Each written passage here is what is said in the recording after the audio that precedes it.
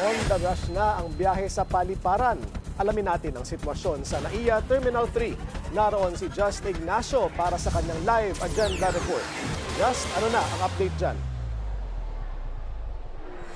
Willard, bukas ay bisperas na ng Pasko pero ang ilan pa sa mga pasahero dito sa NAIA Terminal 3 ngayon palang babiyahe o kakarating lang para makahabol sa kanilang Noche Buena.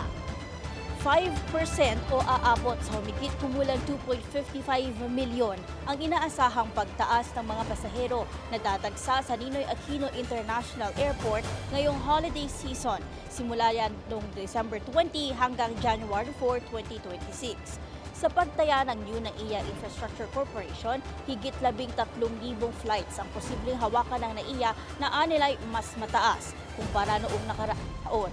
Naitala naman ng NNIC ang pinakamataas na bilang ng mga pasahero sa kasaysayan ng paliparan sa loob ng isang araw nitong Sabado, December 20, matapos pumalo sa 171,306 ang mga passengers sa NAIA. Umabot din anya sa 950 flights ang bilang ng mga biyahe sa nasabing araw. Kalahati raw sa mga ito, ayon sa NNIC, dumaan sa pinakamalaking terminal ng NAIA, ang Terminal 3. Willard, sa kabila nito, tinitiyak naman ng NNIC na nananatiling maayos ang operasyon ng paliparan dahil sa koordinasyon sa airside management, kabilang ang gate allocation, airside control at ramp operations. Balik sa iyo, Willard. Just, kumusta naman ang seguridad dyan sa NAIA? Willard, ang Department of Transportation, nagpatupad sila ng off-plan na biyaheng ayos Pasko 2025.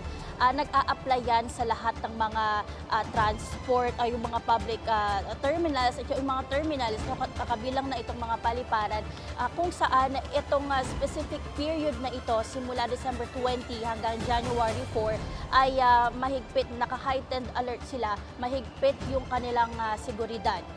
Willard? Maraming salamat. Just Ignacio, nag-ulat ng live mula sa NAIA Terminal 3.